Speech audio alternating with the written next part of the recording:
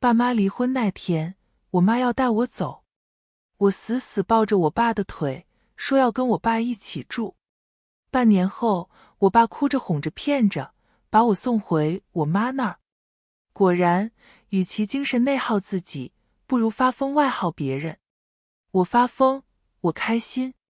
亲爱的朋友，你有没有过这样的时刻，偶然翻开一本旧书，指尖触到泛黄的纸页，突然就想起某个午后，阳光透过窗棂洒在书籍上，连灰尘都在光束里慢慢飘。那时的时光好像特别慢，慢到能把书中的每一句话都嚼出味道。欢迎来到时光书房，喜欢我的朋友欢迎点击订阅分享。那我们故事开始。高二下学期，我回到了我爸家。因为户籍关系，我要回原省考试，提前转学回去适应一下。这些年，我虽然跟着我妈一起生活，但我妈不会阻拦我和我爸联系，所以寒暑假我还是会回我爸那儿溜达一下的。主要是我不想让他们过得太舒心，所以必须时常回来视察。我爸亲自来机场接我，一路上嘘寒问暖。回到家，小三阿布是我爸二婚那个，他殷勤地下楼帮我拿行李。安安，你入学的事已经办好了，下周一直接去报到就行了。上楼后，我同父异母的妹妹已经站在门口恭候。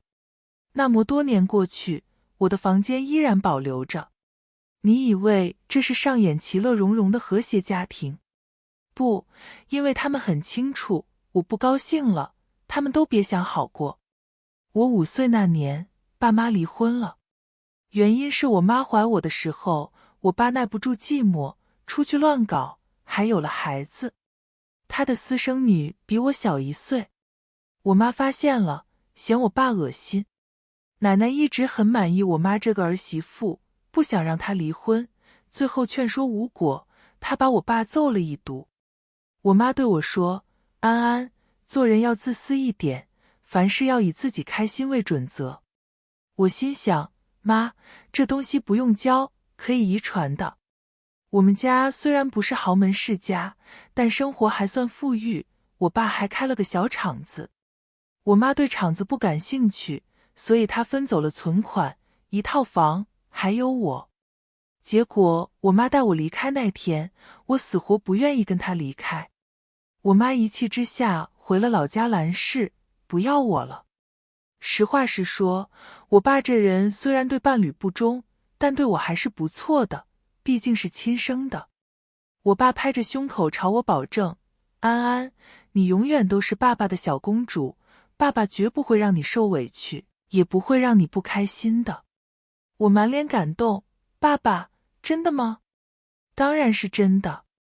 爸，这可是你说的。前2个月，我们的日子还算平静，我爸上班，我上学，相安无事，只是家里少了个人。2个月后，他和那个叫柳如芳的女人领证，把人带回了家。奶奶嫌丢人，不让他们办婚礼。我看着一同被带来的妹妹宋丽丽，她怯生生地躲在她妈身后，瘦得像根豆芽菜。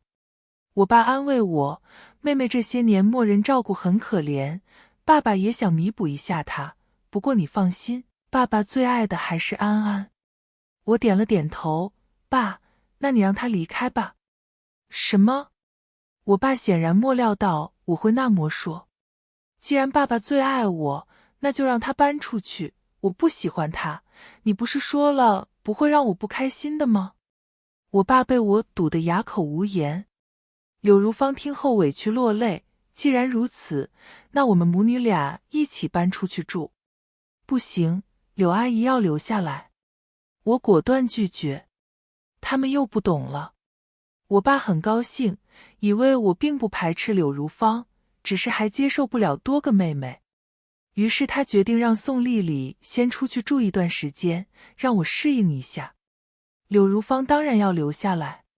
他们母女都搬出去了，住的还是我爸的房子，花的还是我爸的钱。万一我爸3天2头往那边跑，很容易忘记哪个才是他的家。从那天起，我便开启了我的发疯生活。柳如芳也以为我是喜欢让他留下，于是努力讨好我，想早日把宋丽丽接回来。柳如芳做早饭，因为桌子上只有煎蛋，没有水煮蛋，我把碗摔了。晚上，因为柳如芳夹走了盘子里的鸡腿，我又把盘子摔了。在这个家里，无论柳如芳干点什么，我总得给她添堵。她吃饭，我加盐；她看书，我唱歌；她洗碗，我倒油；她擦个地板，我都得吐口痰。我爸教育我，小孩子要懂礼貌。我觉得有道理，我要做一个懂事可爱的孩子，主动和柳如芳缓和关系。为了让奶奶接受她，我把她的名牌包拿去给奶奶买菜用。因为担心她走路摔倒，我把她的高跟鞋全都削成了平底鞋。她过生日，我亲自画了一幅画送给她。果不其然，她抱着沾满颜料的新裙子，痛哭流涕。我猜她是被我感动了。刚开始她想讨好我，处处忍耐。后来她害怕我，不敢多言。最后她忍无可忍，哭着跟我爸抱怨。我爸也觉得我太过分，板着脸骂了我2句。我受教的点点头，明白了，再接再厉。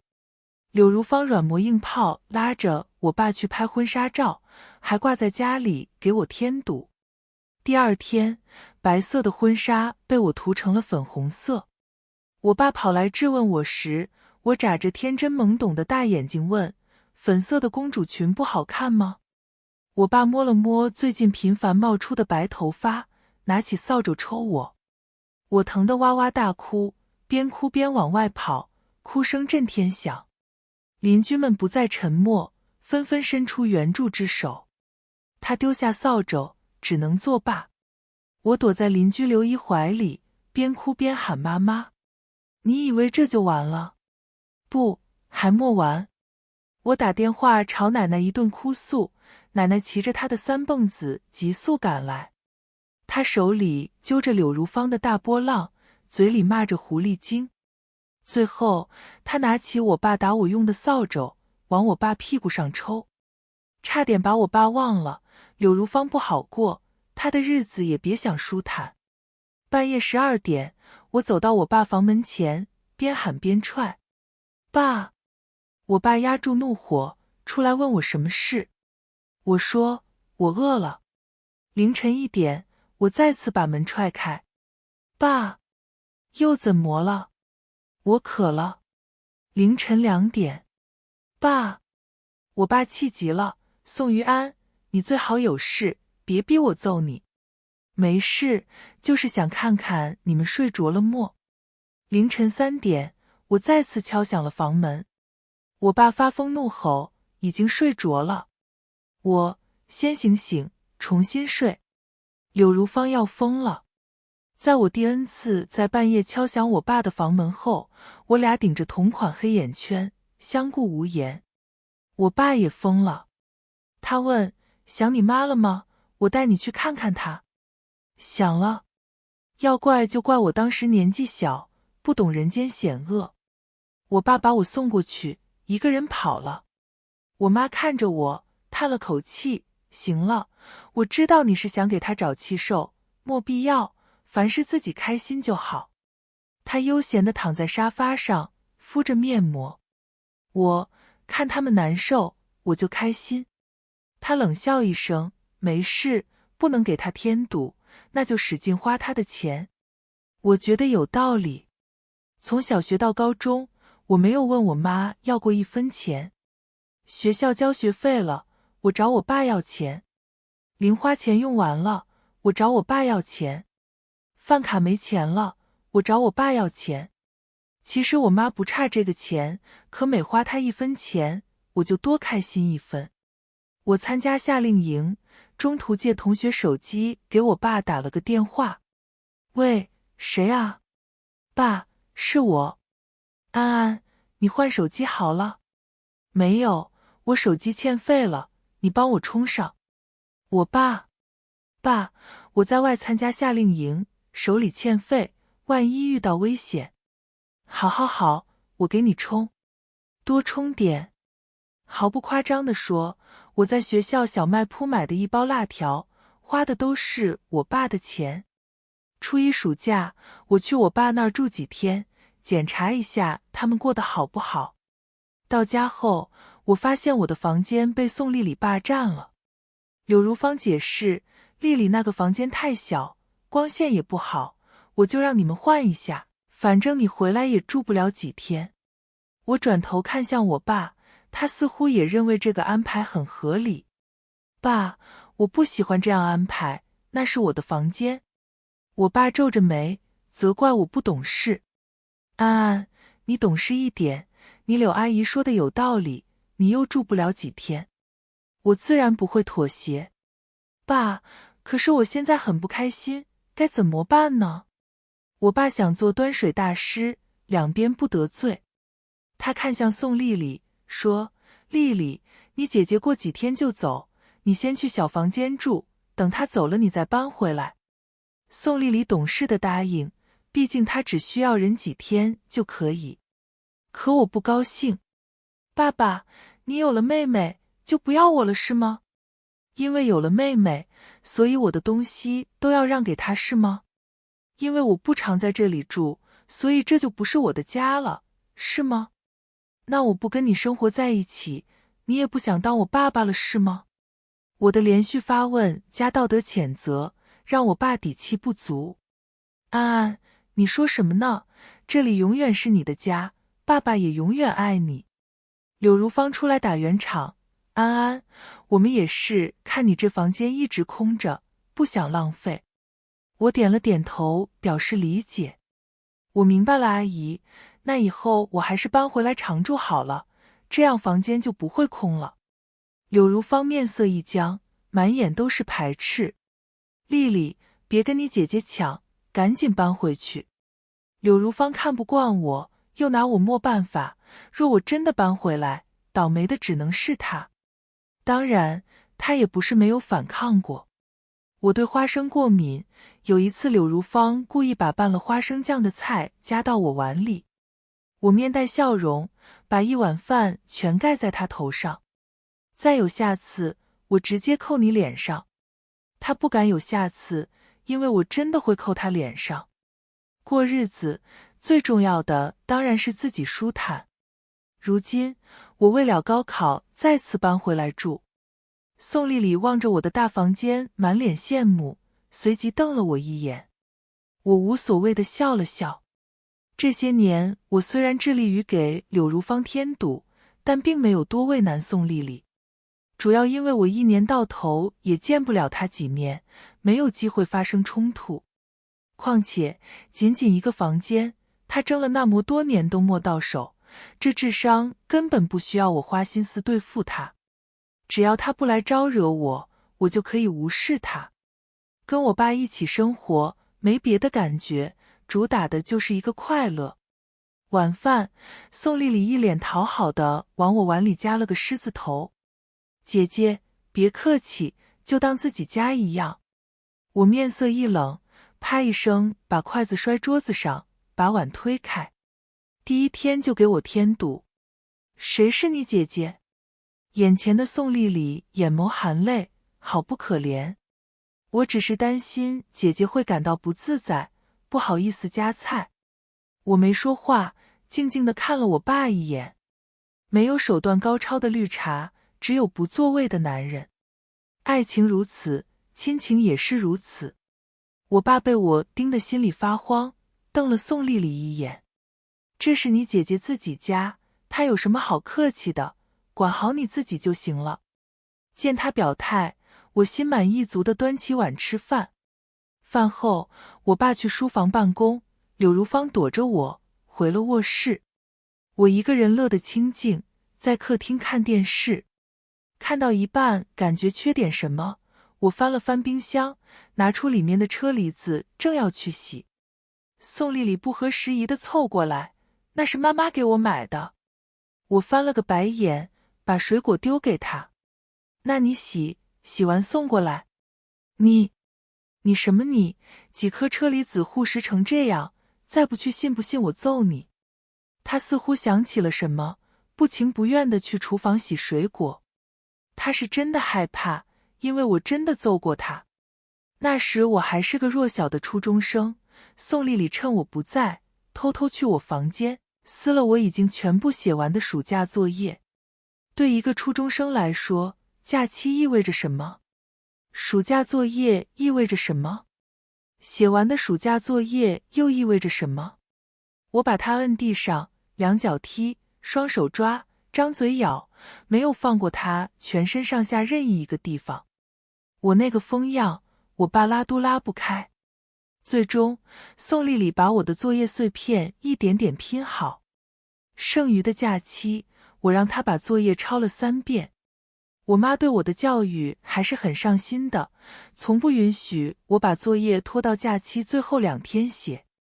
所以我一直不明白，我的同学是怎么在2天之内补完所有作业的。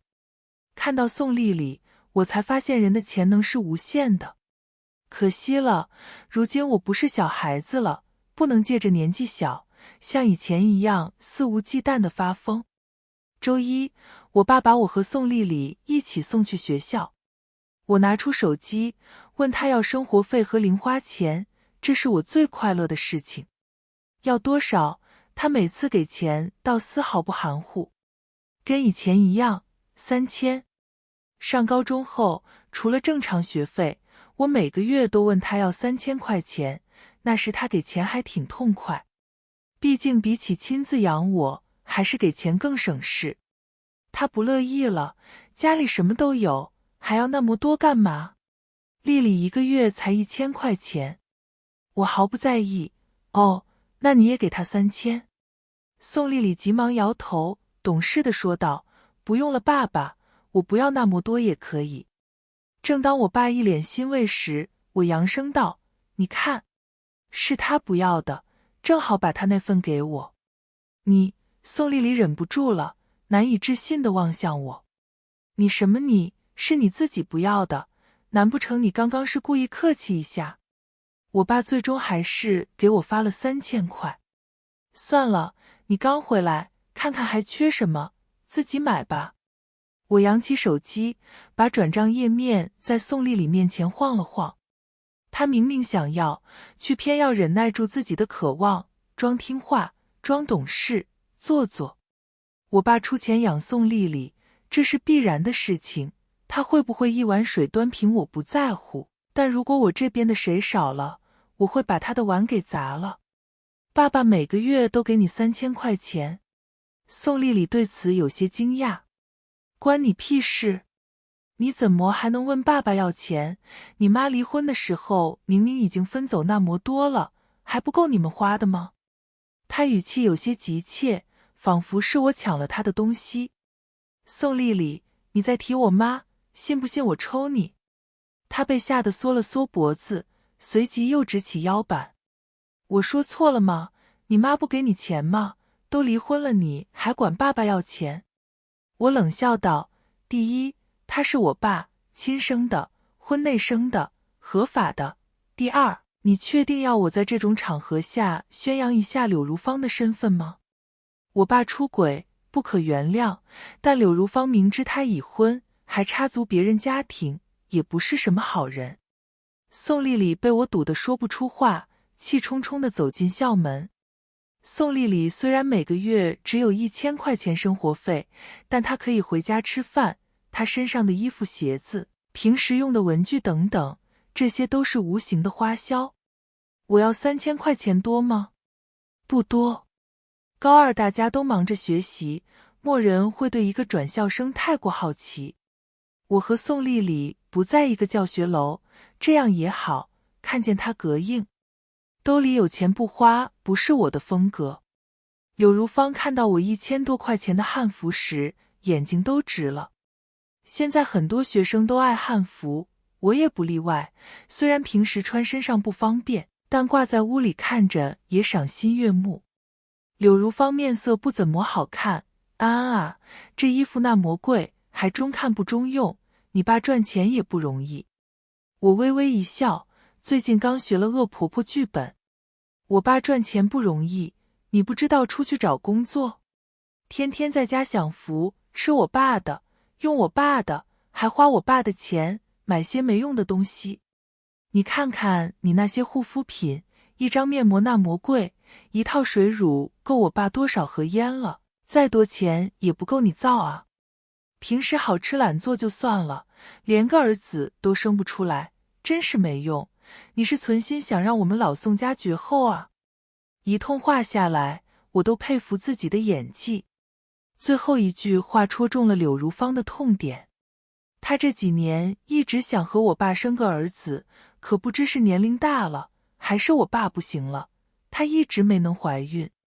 我爸下班回家，宋丽丽眼眶通红的凑上去告状：爸爸，你给姐姐那么多钱，也是让她能生活好些，可她把钱全花在买衣服上，也太奢侈了。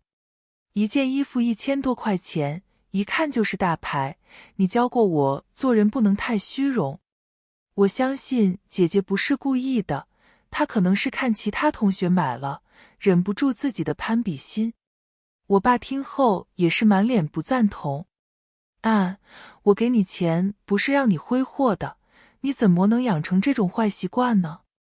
我顿时来劲了，新学的 CPU 剧本还没用过。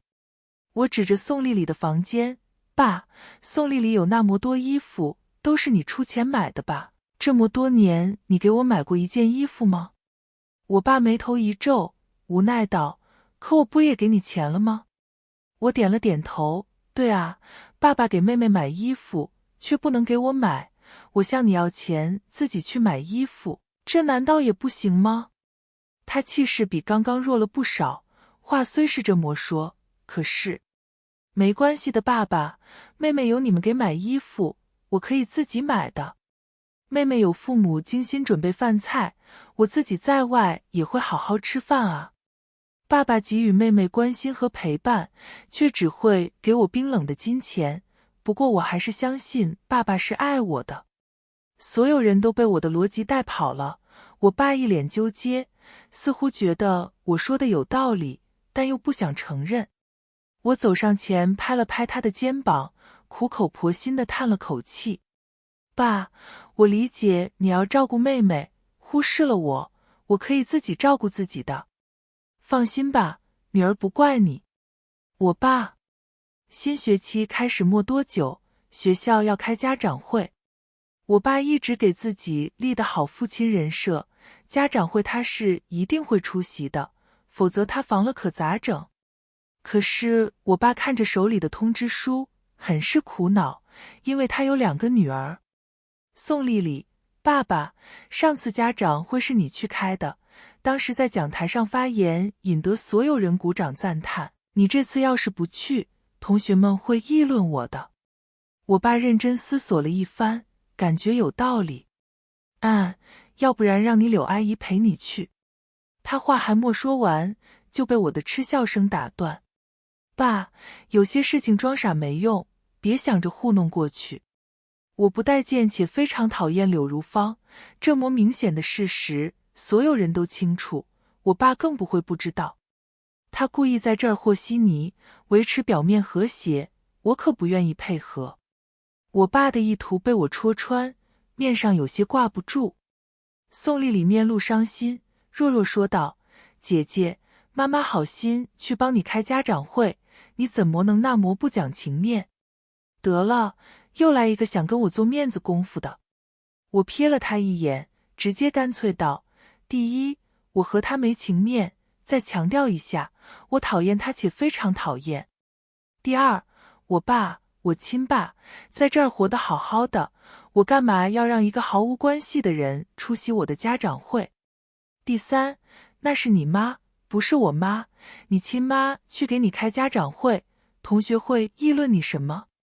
宋丽丽说理说不过我，对也对不过我，顿时红了眼眶，开始耍无赖。我只是想让爸爸出席我的家长会，这有什么不对吗？姐姐是爸爸的女儿，我就不是了吗？我听得头疼，懒得跟他掰扯。我转头看向我爸，宋丽丽怎么闹都无所谓，我更想知道我爸的态度。爸，你说怎么办吧？我爸一脸烦闷，把通知书随手一扔。我那天有工作，都不去了。他为了两边不得罪，选择把头缩起来。宋丽丽无奈道：可是老师说了，家长必须出席。柳如芳急忙哄她：没事丽丽，妈妈陪你去。要么说柳如芳没脑子，我爸本就打着一碗水端平的目的，结果他非得出来拆台。果不其然，我爸看了一眼一旁母慈女孝的两个人，又看了一眼我，面色有些畏难。他总不能让我妈大老远赶回来吧？哎，妈妈不在，爸爸不爱，可怜的孩子没人带。我一边仰天长叹，一边注意我爸渐渐阴沉的脸色。行了，我陪你去。他不耐烦地挥了挥手。七，早这样不就得了吗？宋丽丽难以置信地瞪向我，你什么你找你妈，我找我爸，以后别把你妈塞给我，我自己有妈。我爸虽然答应我出席家长会，可私下里他还是表达了对我的不满。一次家常会而已，干嘛非闹得家里鸡犬不宁？我白天上班已经够累了，回到家就想清静一点，不想跟着你们断案子。丽丽再怎么说也是你亲妹妹，那么多年过去了，你就非得跟他们母女对着干嘛？我看着眼前这个跟我有血缘关系的男人，心情还是有些低落。爸，我今年高2了，满打满算你还有2次陪我开家长会的机会。小学、初中到高中，你一次次给宋丽丽开家长会的时候，心里有没有想过我？上小学时，学校举办了一场运动会，要求父母陪同参加。别的同学一家人齐心协力完成比赛专案时，我身边却只有妈妈。我数次把那些嘲笑我没有爸爸的孩子揍趴下，最后还是只有我妈出面为我善后。我爸本想说教我一番，却被我问得说不出话来。爸，其实我挺难过的，我想让你给我开家长会，你却认为我在故意跟宋丽丽对着干。离开我爸的书房，心里升起一阵久违的郁闷感。发疯久了，突然煽情还真不习惯。我妈说了，做人要以自己开心为准则，就算难受，也不要自己一个人难受。于是，我走到客厅，看到正在看电视的宋丽丽，果断伸手把电源给拔了。她马上怒问：你干嘛？我开心。一次家长会而已，我没想到宋丽丽会那么在意。学校里突然有几个人传我抢了别人的爸爸，倒不是我听到了什么传闻，高中生忙得很，没空瞎打听别人的事。只不过那所谓的几个人直接在学校堵住了我。2个女生和2个男生迈着六亲不认的步伐走到我面前，齐刷刷地拉开拉链，脱掉校服外套，男生还摘下了帽子。机人动作整齐划一，这是要做什么？就是你惹我们丽丽姐不开心了？小小年纪干嘛破坏别人的幸福家庭，抢人家的爸爸？他们校服外套里面穿着5颜6色、奇形怪状的衣服，还挂着几个小铁环。那2个男生的头发做了锡纸烫，身上有一股淡淡的烟味。女生的发色很奇怪，应该是染了黄色，之后不知什么原因又染回了黑色。发什么呆啊？问你话呢？其中一人朝我喊道。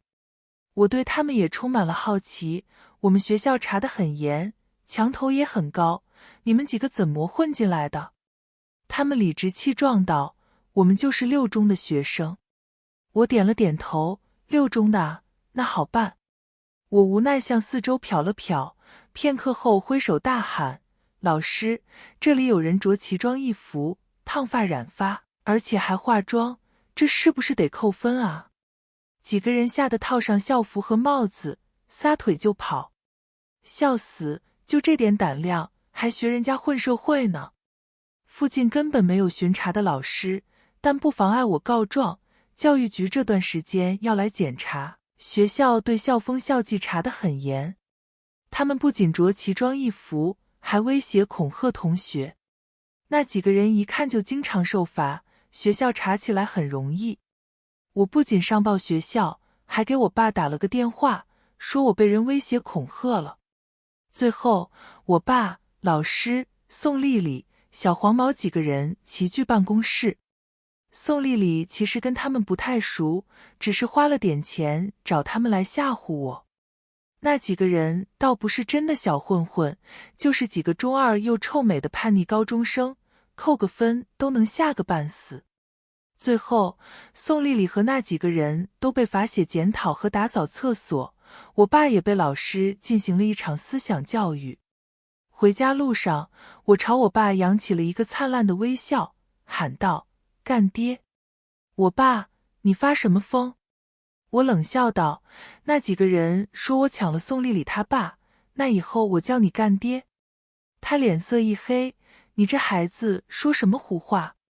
这可不是我说的，也不知道是谁教唆那几个小黄毛说的。”我阴阳怪气道。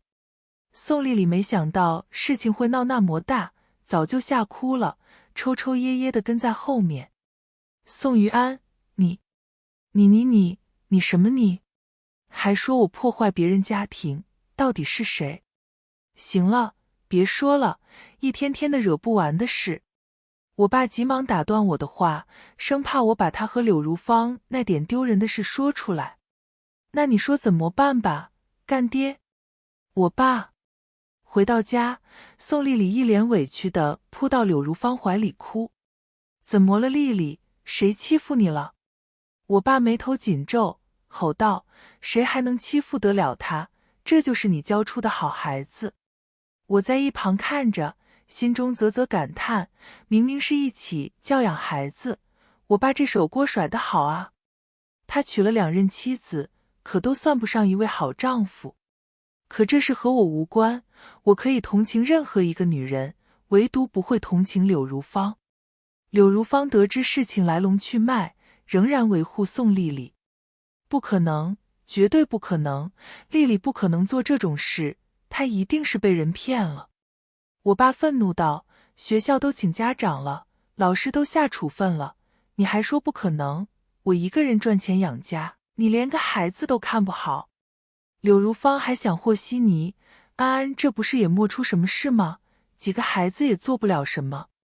宋丽丽突然指向我，哭喊道：“都怪你！”正在看戏的我一脸懵。你们吵你们的，别扯上我，我是受害者。宋丽丽还不依不饶：“爸，就是怪他，他哪次放假来这里，不都把咱家里搞得鸡飞狗跳？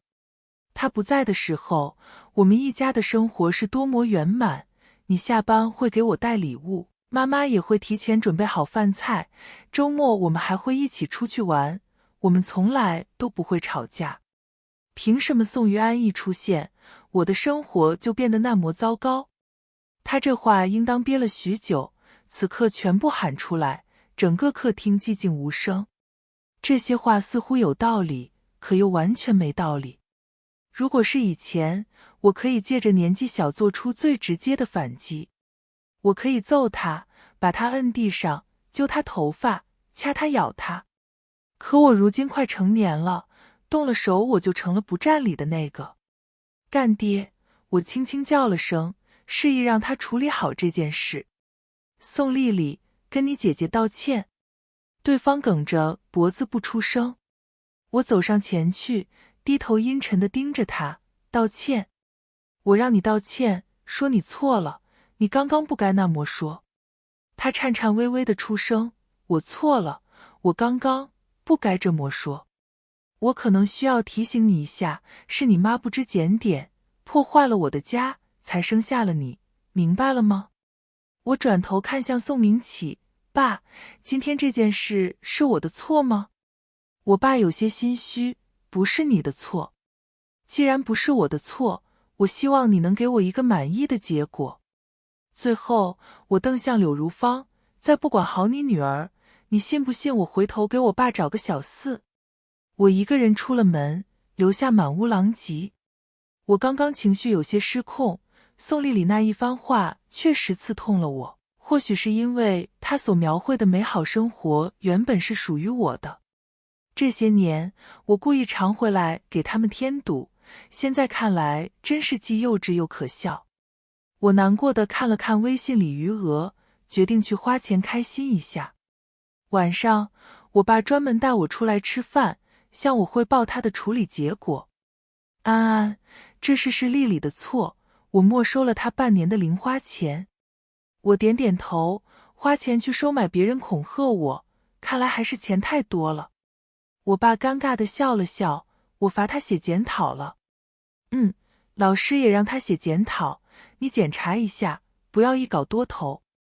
你很快就高3了，爸爸想着你们一直吵架也会影响学习，他看着我欲言又止。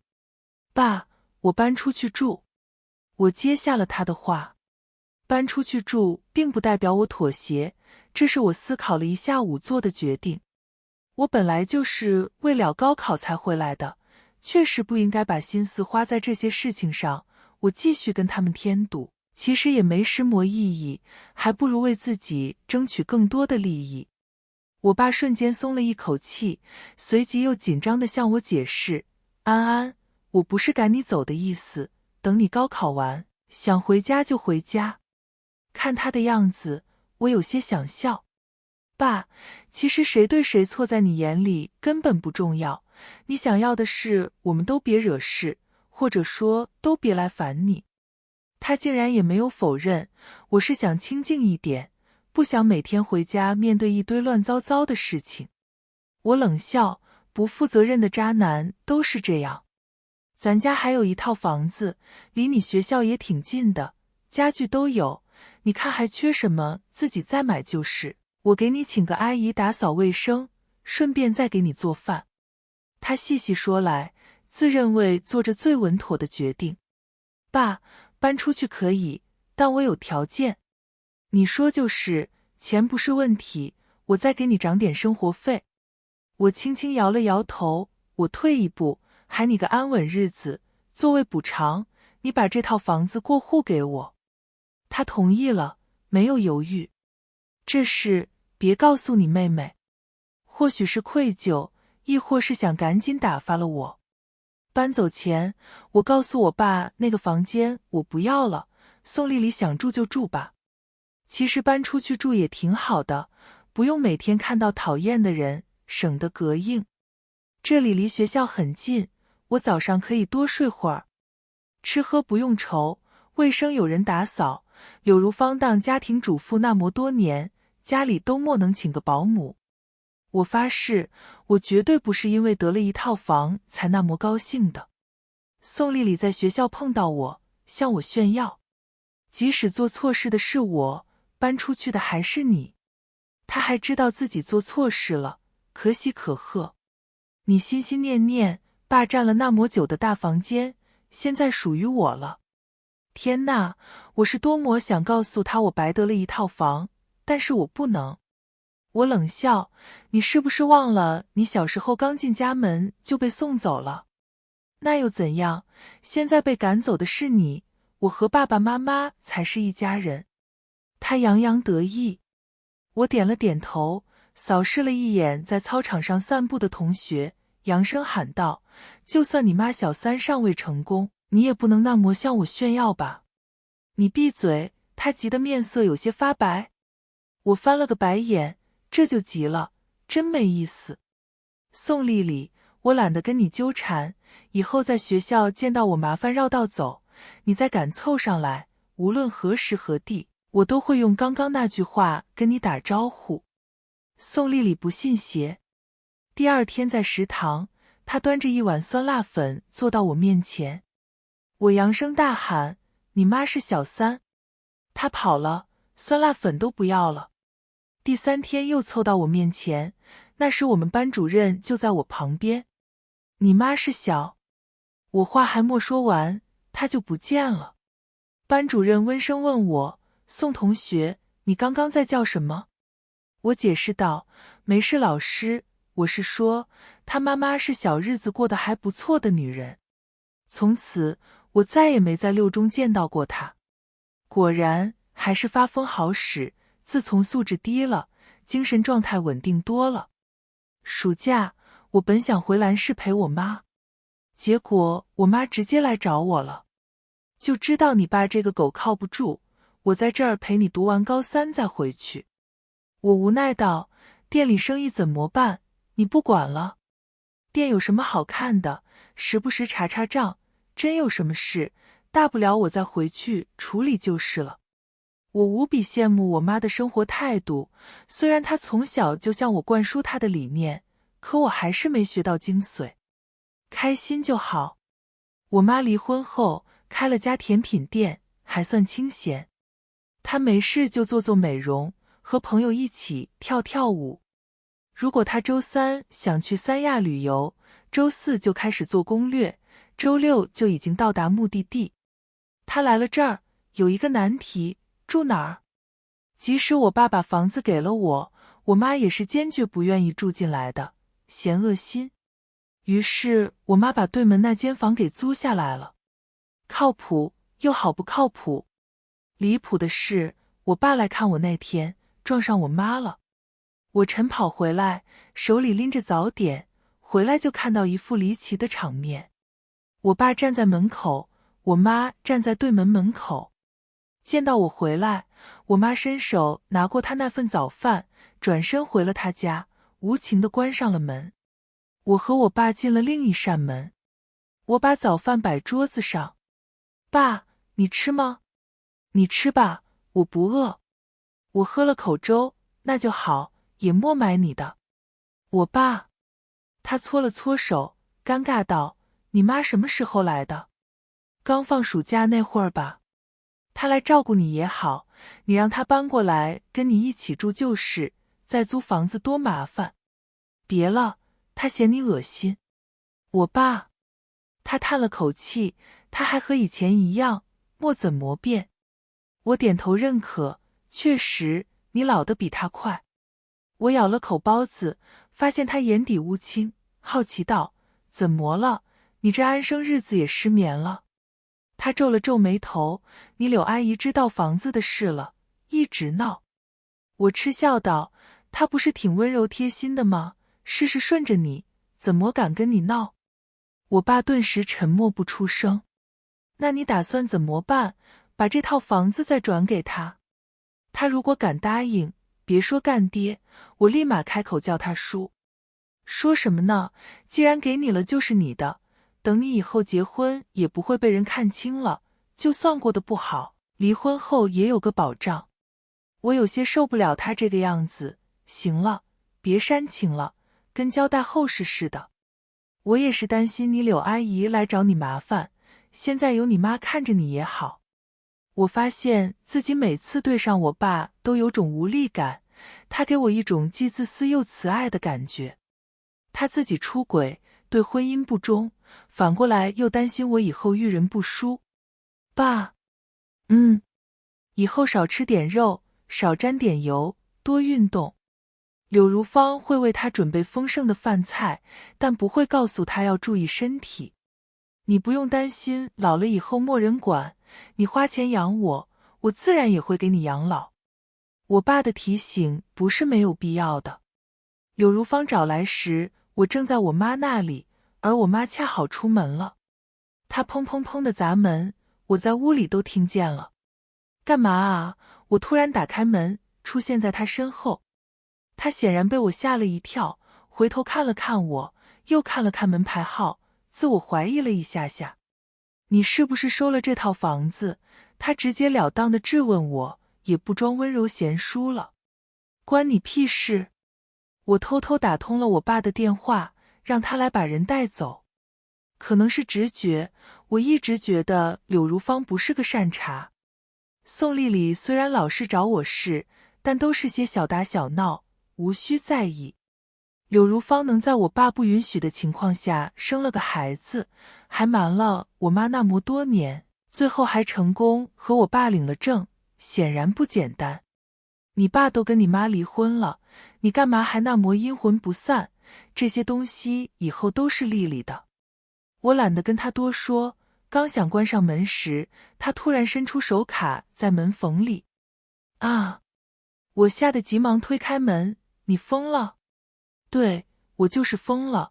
我任劳任怨伺候他那么多年，他倒好，把东西留给你这个小贱人。我才知道他这些年一直瞒着我给你打钱，还一直养着你，凭什么啊？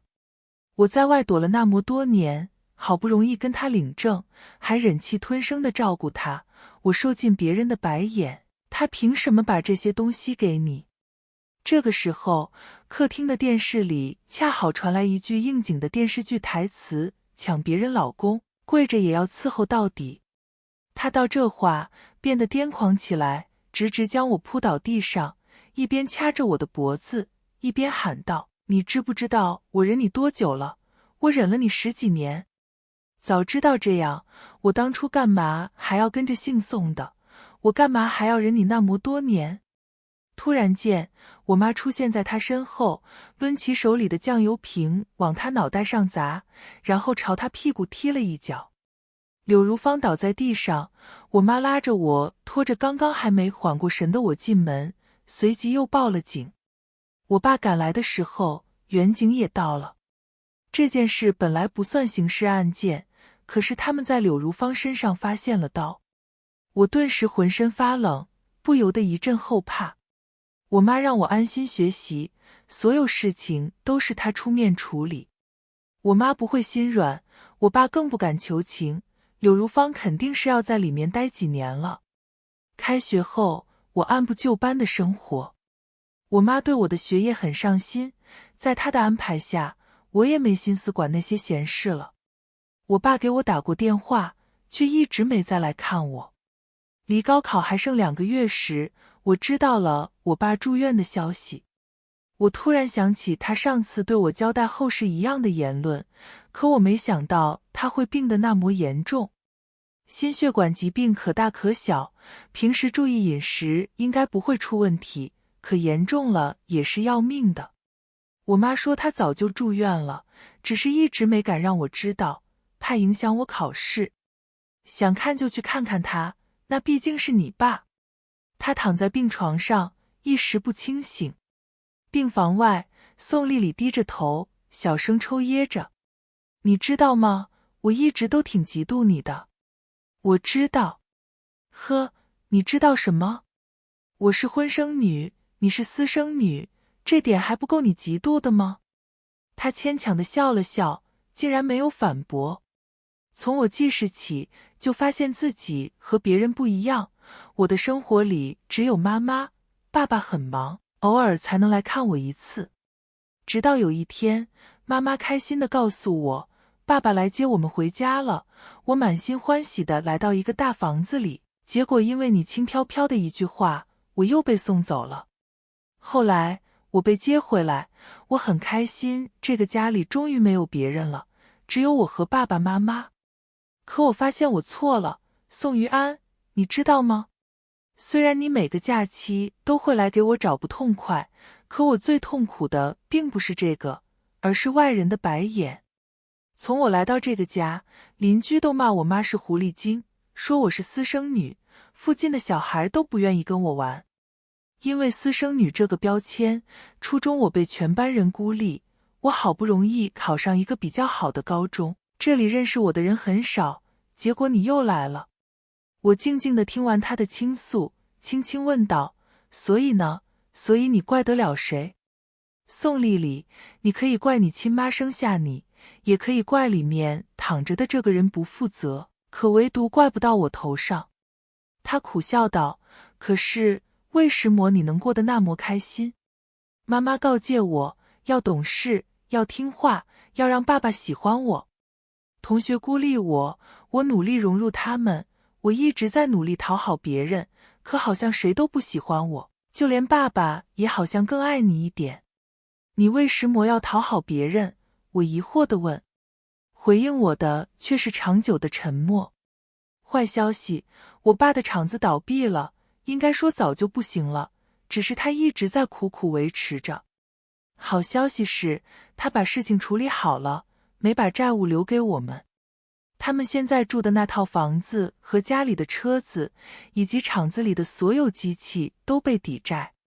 我爸名下还剩50万存款，他早就立好了遗嘱，10万块用来给我上大学，剩下的全都留给了宋丽丽。他给宋丽丽找好了住宿的地方，算是把他的2个女儿都安排妥帖了。我爸去世了，说不难受是假的，可我也没有悲伤大哭。我的生活中好像很少什么事情是必须要父亲出面处理的，除了问他要钱的时候。不知是他太可悲，还是我太冷血。我妈并莫觉得奇怪，只是摸了摸我的头，轻声道：要开心。这些事情并没有影响我学习，高考很顺利，只等分数出来报个兰市的大学，跟我妈回家。离开前，我把房子收拾出来，让宋丽丽搬进来。姐姐，别叫我姐姐，我讨厌柳如芳，也不会喜欢你。我把钥匙递给她，这辈子都不要联系了，我只留你住1年，你高考完我就会把房子卖了，到时候你自觉搬走。知道了，谢谢。和我妈一起离开，我对这个地方并没有很不舍。后来，没有父亲的生活好像和以前并没什么不同，只是偶尔看到路边的一家3口，心里还是有些难过，但随即那一丝伤感就消散了。人活一世，要开心啊！今天的时光书房之旅到这里就暂告一段落了。下一期我们会带着新的时光之书与你相遇，可能是关于老上海的弄堂故事，也可能是藏在经典名著里的岁月细节。记得常回来看看，时光书房永远在这里，陪你在文字里与时光温柔相拥。咱们下期见。